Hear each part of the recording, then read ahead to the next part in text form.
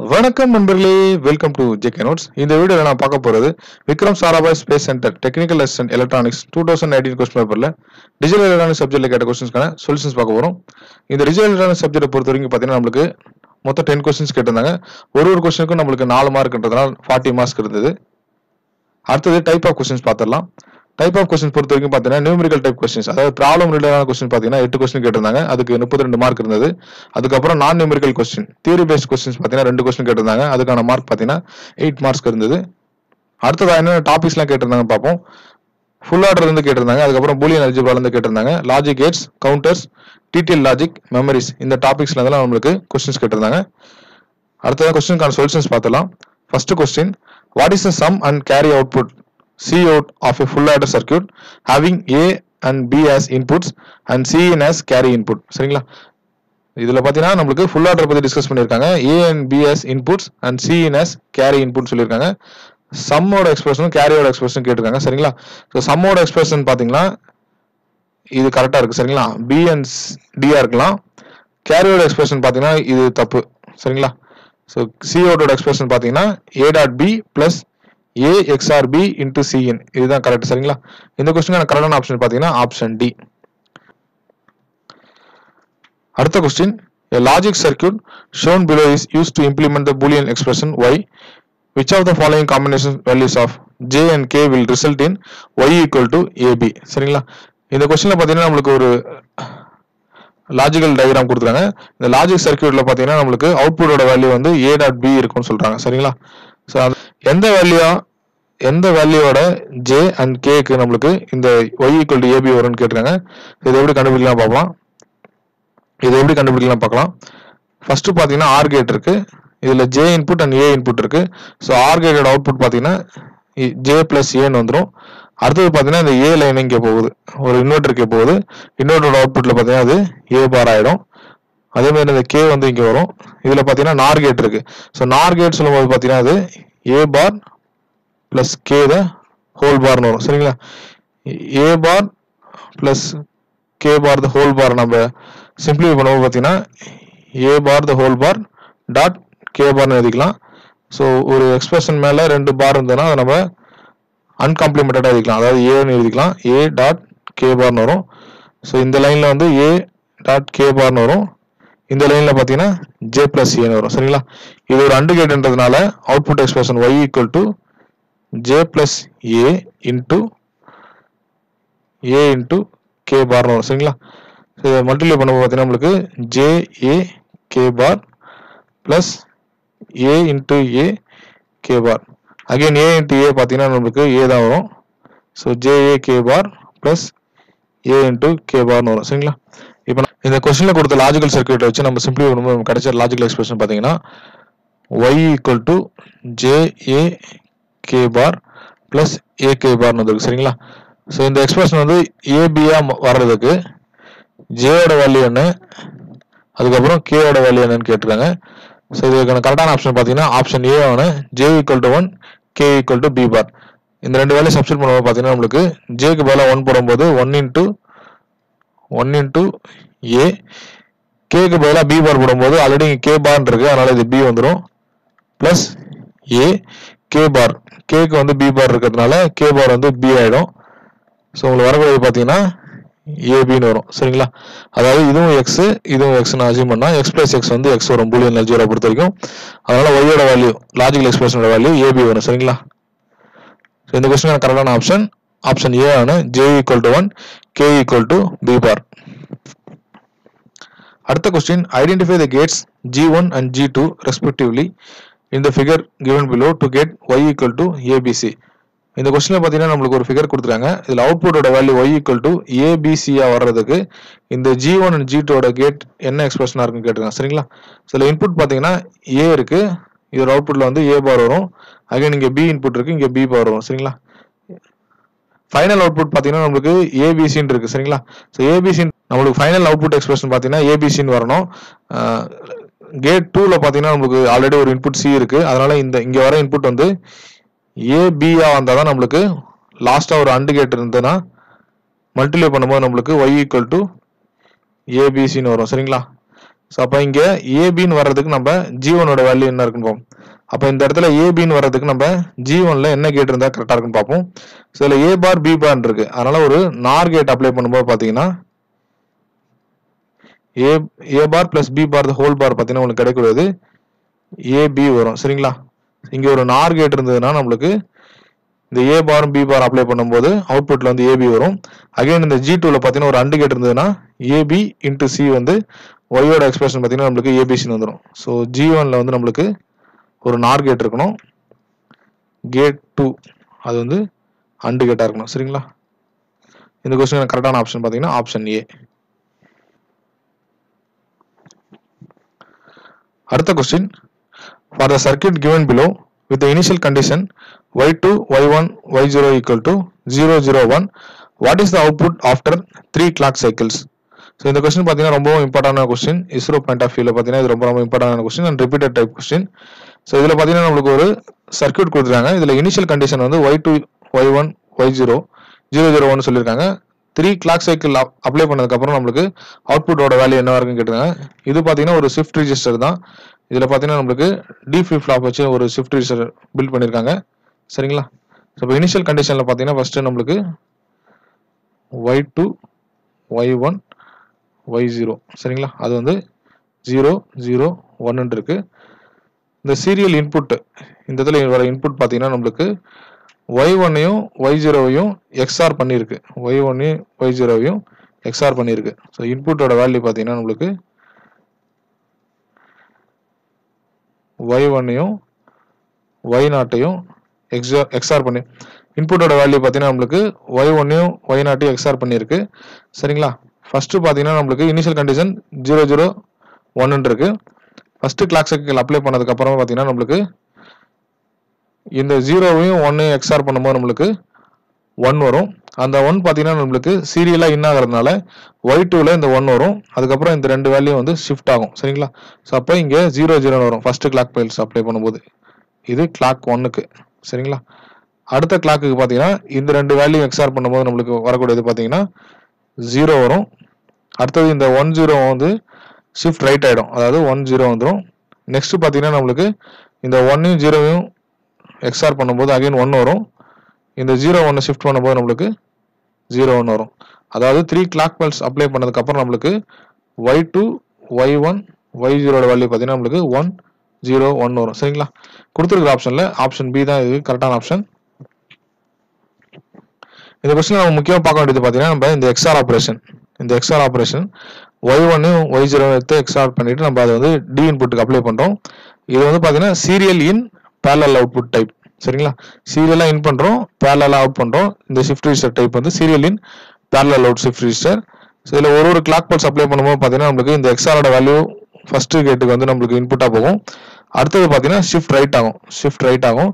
So அந்த வகையில் பார்க்கும்போது பார்த்தீங்கன்னா ஒவ்வொரு கிளாக் பல்ஸ் அப்ளை பண்ணும்போது இந்த எக்ஸ்ஆர் ஆப்ரேஷன் அதுக்கப்புறம் ஷிஃப்ட் ரைட் ஆப்ரேஷன் பண்ணிட்டு தேர்ட் கிளாக் பல்ஸில் பார்த்தீங்கன்னா நம்மளுக்கு வரக்கூடிய ஆன்சர் பார்த்தீங்கன்னா 1 0 1. இந்த கொஸ்டின் கரெக்டான ஆப்ஷன் ஆப்ஷன் பி. அடுத்த question, the K-map given below represents the bit G2 for a 4-bit binary to gray converter. What will be the expression of G2? சரிங்களா? இந்த கொஸ்டின்ல பார்த்தீங்கன்னா நம்மளுக்கு ஒரு K-map கொடுத்துருக்காங்க. அது வந்து நம்மளுக்கு ரெப்ரசென்ட் பண்றது பைனரி டு கிரே கன்வெர்ட்டர் சொல்லியிருக்காங்க. What will be the expression of G2ன்னு சொல்லியிருக்காங்க. சரிங்களா? ஸோ G2ஓட எக்ஸ்பிரஷனுக்கு நம்ம என்ன வேல்யூ இருக்குன்னு பார்க்கலாம். இதுல K-map கொடுத்துருக்கிறதுனால நம்மளுக்கு 4 குரூப்பிங் பண்ணலாம். இந்த 4 குரூப்பிங் பண்ணலாம். அதுக்கப்புறம் பார்த்தீங்கன்னா இந்த ஃபோர்ஸையும் ஒரு குரூப்பிங் பண்ணலாம். இப்படி குரூப்பிங் பண்ணலாம். சரிங்களா? ஸோ K-map சிம்பிளிஃபிகேஷன் பொறுத்த வரைக்கும் பார்த்தீங்கன்னா நம்மளுக்கு இந்த 4 குரூப்பிங் பண்ணும்போது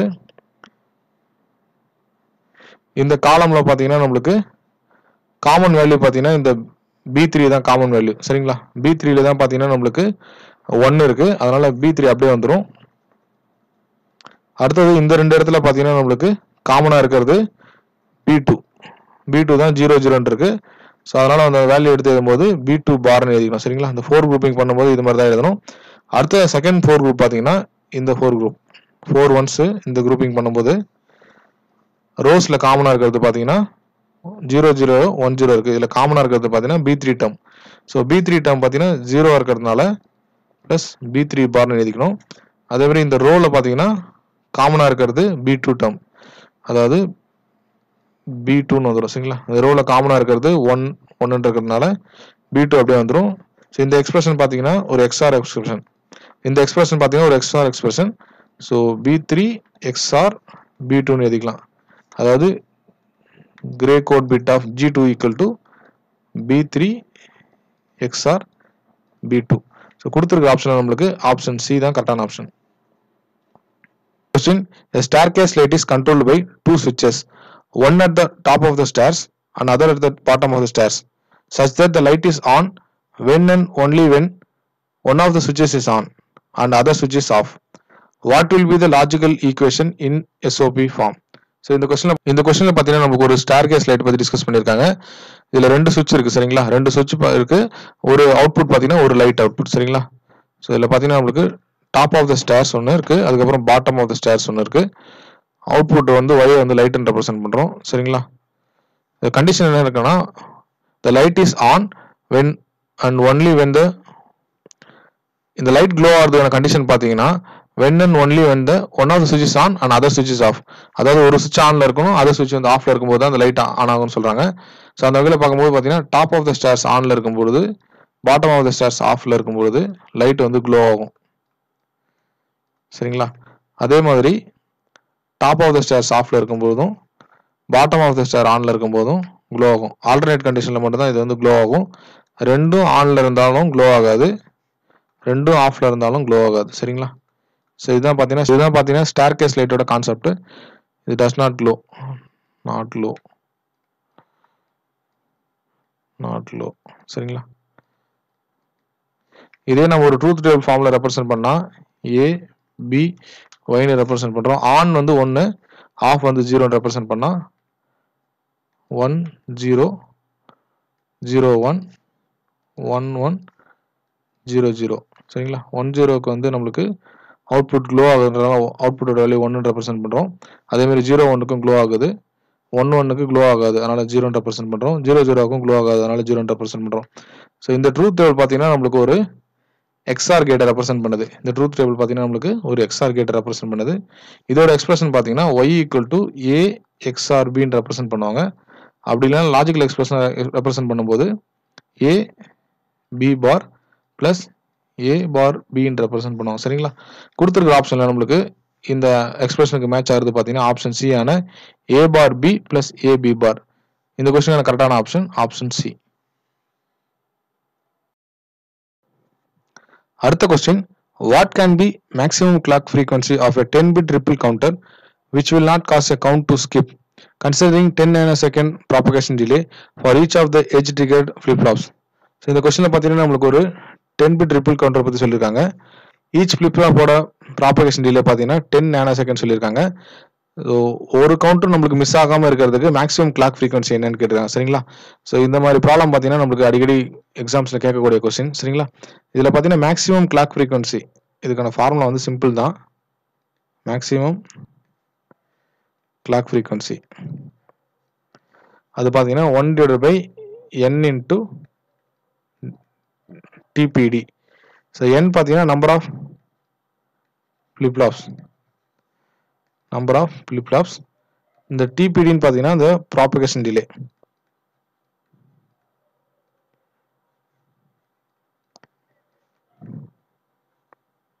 நம்மளுக்கு கொடுக்கக்கூடிய ப்ராப்ளம் பார்த்தீங்கன்னா இது ரெண்டுமே கொடுத்துருப்பாங்க.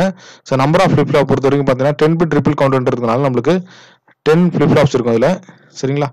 அடுத்தது ப்ராபகேஷன் டிலே வந்து 10 nanosecond சொல்லியிருக்காங்க. 10 nano சொல்லும்போது 10 into 10 power minus 9 வரும் சரிங்களா. இந்த ஃபார்முலா சப்ஸ்டிட் பண்ணும்போது பார்த்தீங்கன்னா 1/10 into 10 power minus 9 வரும் சரிங்களா. இதை சிம்பிளிஃபை பண்ணும்போது உங்களுக்கு கிடைக்கக்கூடியது பார்த்தீங்கன்னா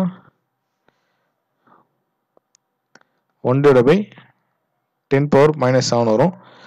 ஸோ 10 power 7 வரும். 10 power 7 நம்ம ரெப்ரசென்ட் பண்ணும்போது 10 into 10 power 6, ஸோ 10 மெகாஹெர்ட்ஸ் வரும் சரிங்களா.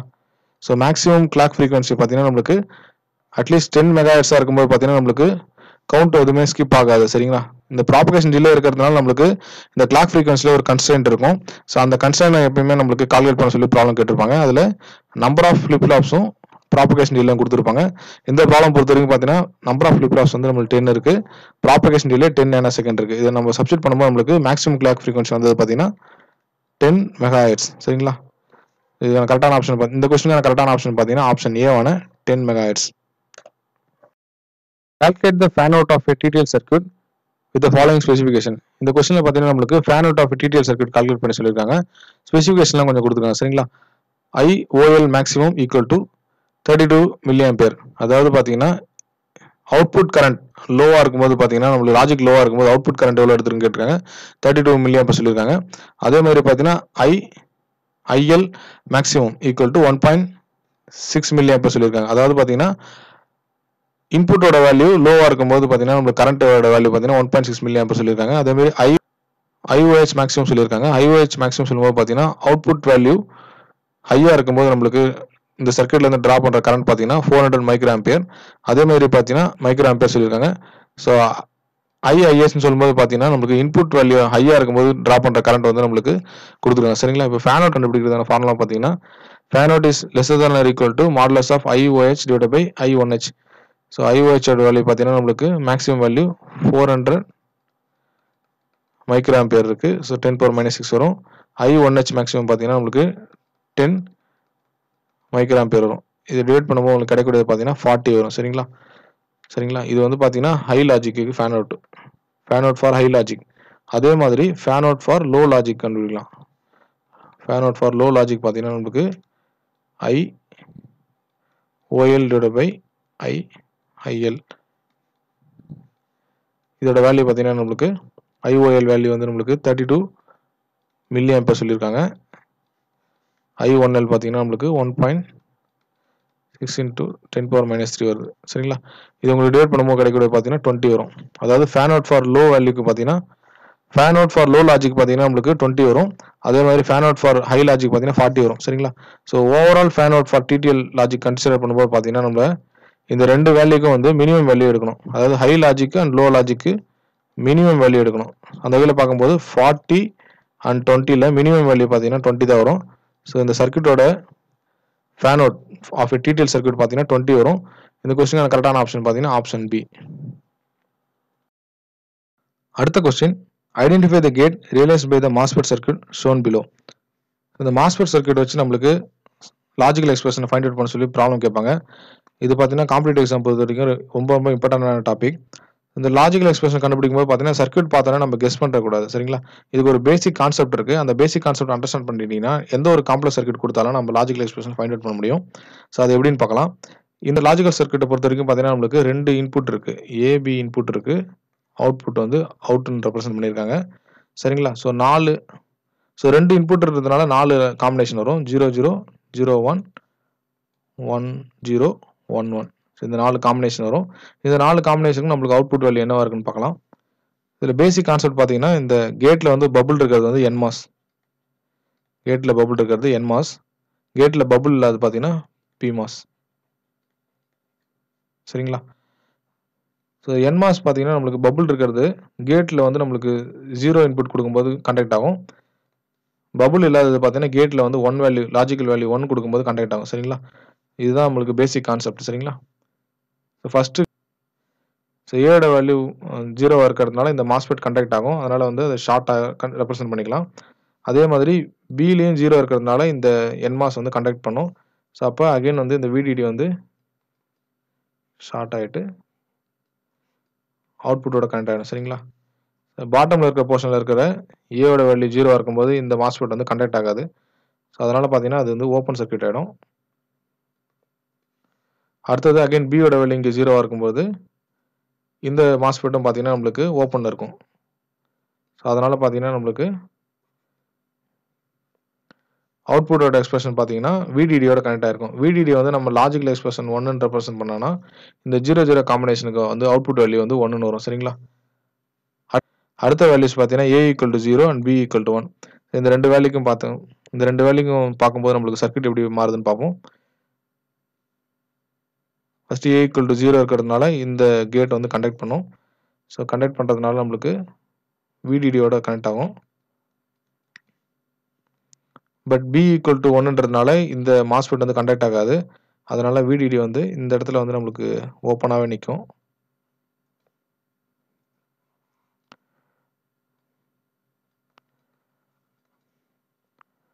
பாட்டம் போர்ஷனில் பார்த்தீங்கன்னா நம்மளுக்கு A = 0 இருக்கிறதுனால இந்த மாஸ்ஃபெட் வந்து ஓப்பனில் இருக்கும். அடுத்தது B = 1ன்றதுனால இந்த மாஸ்ஃபெட் வந்து க்ளோஸ் ஆகிடும். சரிங்களா? பட் வந்து இந்த ஏவும் க்ளோஸ் ஆனால் தான் வந்து உங்களுக்கு கிரவுண்டோட பாத் வந்து எஸ்டாப்ளிஷ் ஆகும். ஸோ இந்த 0-1 கான்செப்டில் பார்த்தீங்கன்னா நம்மளுக்கு இந்த 0-1க்கு பார்த்தீங்கன்னா நம்மளுக்கு அவுட்புட்டோட வேல்யூ VDDயோட கனெக்ட் ஆகுது அகைன். சரிங்களா? அப்போ வந்து அவுட்புட்டோட வேல்யூ 1 வரும். நெக்ஸ்ட் அடுத்ததாக 1-0 காம்பினேஷன். இந்த 1-0 காம்பினேஷனுக்கு பார்த்தீங்கன்னா இந்த மாஸ்ஃபெட் வந்து நம்மளுக்கு கண்டக்ட் பண்ணாது. அகைன் இந்த B இன்புட் இருக்கிற மாஸ்ஃபெட் வந்து கண்டக்ட் ஆகும். ஸோ அப்போ நம்மளுக்கு இங்கே ஒரு பாத் எஸ்டாப்ளிஷ் ஆகும். அதே மாதிரி பார்த்தீங்கன்னா லோவரில் இருக்கிற மாஸ்ஃபெட்டில் ஏவோட வேல்யூ 1 இருக்கிறதுனால இந்த மாஸ்ஃபெட் வந்து கண்டக்ட் ஆகும். பியோட வேல்யூ 0 இருக்கிறதுனால இது கண்டக்ட் ஆகாது. சரிங்களா? ஸோ இந்த கண்டிஷனுமே பார்த்தீங்கன்னா நம்மளுக்கு அவுட்புட்டோட வேல்யூ வந்து VDDயோட கனெக்ட் ஆகுது. ஸோ 1-0 காம்பினேஷனுக்கு அவுட்புட்டோட வேல்யூ 1 வரும். சரிங்களா? அடுத்தது பார்த்தீங்கன்னா 1-1. ஸோ 1-1 காம்பினேஷனில் பார்த்தீங்கன்னா நம்மளுக்கு இந்த கேட் அடுத்தது பார்த்தீங்கன்னா 1-1 காம்பினேஷன். இந்த 1-1 காம்பினேஷனில் பார்த்தீங்கன்னா இந்த மாஸ்ஃபெட்டும் கண்டக்ட் ஆகாது, இந்த மாஸ்ஃபெட்டும் கண்டக்ட் ஆகாது. அகைன் இந்த ரெண்டு மாஸ்ஃபெட்டும் பார்த்தீங்கன்னா கண்டக்ட் ஆகும். ஸோ கண்டக்ட் ஆகும்போது பார்த்தீங்கன்னா இந்த அவுட்புட்டோட வேல்யூ பார்த்தீங்கன்னா VSSோட கனெக்ட் ஆகுது. VSSோட வேல்யூ நம்ம 0 ரெப்ரசென்ட் பண்ணும்போது நம்மளுக்கு அவுட்புட்டோட வேல்யூ 0 வரும். சரிங்களா? ஸோ இந்த வகையில் தான் நம்ம லாஜிக்கல் எக்ஸ்பிரஷனை வந்து ஃபைண்ட் அவுட் பண்ண முடியும். ஸோ 4 வேல்யூஸ் இருக்குது, 4 காம்பினேஷன் ஆஃப் வேல்யூஸ் இருக்குது. AB and output. ஸோ இது வந்து ட்ரூத் டேபிளாக ரெப்ரசென்ட் பண்ணும்போது 0-0 காம்பினேஷனுக்கு 1 இருக்குது, 0-1 காம்பினேஷனுக்கு 1 இருக்குது, 1-0 இருக்கும்போது 1 இருக்குது, 1-1 இருக்கும்போது 0 இருக்குது. சரிங்களா? ஸோ இது எந்த கேட்டாக இருக்குன்னு பார்த்தீங்கன்னா நம்மளுக்கு NAND கேட்டாக தான் இருக்கும். சரிங்களா? NAND கேட்டாக இருக்கும்போது தான் பார்த்தீங்கன்னா நம்மளுக்கு இந்த ட்ரூத் டேபிள் சாட்டிஸ்ஃபை ஆகும். இந்த கொடுத்துருக்க சர்க்யூட் பார்த்தீங்கன்னா ஒரு NAND கேட்.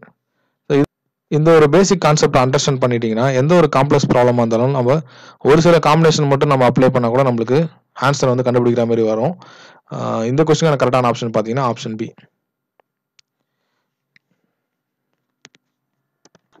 இந்த கொஸ்டினில் கேட்டிருக்கிறது பார்த்தீங்கன்னா a memory with 8-bit data bus and 16-bit address bus can store a maximum of. இந்த கொஸ்டினில் பார்த்தீங்கன்னா நமக்கு டேட்டா பஸ்ஸோட வித் வந்து 8-பிட்னு சொல்லியிருக்காங்க. அட்ரஸ் பிட்ஸ் பார்த்தீங்கன்னா அட்ரஸ் பஸ் பார்த்தீங்கன்னா நம்மளுக்கு 16 பிட் சொல்லியிருக்காங்க. சரிங்களா? ஸோ டேட்டாவை எம்ன்னு ரெப்ரசென்ட் பண்ணுறோம், அதுக்கப்புறம் அட்ரஸ் லைன்ஸை என்னன்னு ரெப்ரசென்ட் பண்ணுறோம். ஸோ டோட்டல் மெமரி கெப்பாசிட்டி கண்டுபிடிக்கிற ஃபார்முலா பார்த்தீங்கன்னா 2n into m. இதில் n பார்த்தீங்கன்னா நம்மளுக்கு number of address lines. So address lines வந்து n = 16 கொடுத்துருக்காங்க. m பார்த்தீங்கன்னா நம்மளுக்கு number of data lines. So data bus 8-பிட்ன்றதுனால எம்மோட வேல்யூ வந்து நம்மளுக்கு 8 வரும். இதில் சப்ஸ்டிட் பண்ணும்போது பார்த்தீங்கன்னா 2^16 into 8 வரும். சரிங்களா? 2^16 into 8. இந்த 2^16 நம்ம ரெப்ரசென்ட் பண்ணும்போது 2^6 into 2^10 into 8 நம்ம ரெப்ரசென்ட் பண்ணலாம். இந்த 2^10 பார்த்தீங்கன்னா நம்மளுக்கு கிலோ வரும். 8 வந்து நம்மளுக்கு 8 பிட்ஸ் வந்து நம்ம பைட்னு ரெப்ரசென்ட் பண்ணலாம். ஸோ கிலோ பைட்ஸ் ஆகிடும் இது. அங்கே இங்கே 2^6 மட்டும் இருக்குது. இந்த 2^6 எக்ஸ்பேண்ட் பண்ணால் உங்களுக்கு கிடைக்கக்கூடியது பார்த்தீங்கன்னா நம்மளுக்கு 64 வரும். ஸோ டோட்டல் மெமரி பார்த்தீங்கன்னா நம்மளுக்கு 64 கிலோ பிட்ஸ் வரும். சரிங்களா? ஸோ டோட்டல் மெமரி கண்டுபிடிக்கிற ஃபார்முலா 2^n into m. n-ன்றது நம்பர் ஆஃப் அட்ரஸ் லைன்ஸ், m-ன்றது number of data lines. So n வந்து நம்மளுக்கு 16 இருந்தது, m-ஓட வேல்யூ 8 இருந்தது. அகைன் நம்மளுக்கு வந்து கிலோ பைட்ஸ் அந்த ரெப்ரசன்டேஷனில் இருக்கிறதுனால நம்ம 2^16 நம்ம 2^6 into 2^8 எழுதிக்கிட்டோம். ஸோ 2^10 வந்து நம்மளுக்கு கிலோ வரும். அதேமாதிரி 8 பிட்ஸ் வந்து நம்ம 1 பைட்டுன்னு எழுதிக்கலாம். அதெல்லாம் 8க்கு பதிலாக நம்ம பைட்ஸ் ரெப்ரசென்ட் பண்ணுறோம். அதுக்கப்புறம் 2^6 வந்து நம்மளுக்கு 64 வரும். ஸோ டோட்டல் மெமரி கெப்பாசிட்டி பார்த்தீங்கன்னா 64 கிலோ பிட்ஸ். இந்த கொஸ்டினுக்கான கரெக்டான ஆப்ஷன் பி. இந்த வீடியோவில் எக்ஸ்பிளைன் பண்ண கொஸ்டின்ஸ் எல்லாமே பார்த்தீங்கன்னா காம்படிட்டிவ் எக்ஸாம் பாயிண்ட் ஆஃப் வியூல ரொம்ப இம்பார்ட்டன்டான கொஸ்டின். பேசிக் கான்செப்ட்ஸ் எல்லாமே கவர் ஆயிருந்தது. இந்த வீடியோவில் எக்ஸ்பிளைன் பண்ண கொஸ்டின்ஸ்லாம் உங்களுக்கு பிடிச்சிருந்ததுன்னா லைக் பண்ணுங்க, உங்க ஃப்ரெண்ட்ஸுங்களுக்கு ஷேர் பண்ணுங்க. இது வரைக்கும் நம்ம சேனலை சப்ஸ்கிரைப் பண்ணுங்க. உங்க எக்ஸாம் ப்ரிப்பரேஷனுக்கு வாழ்த்துக்கள்.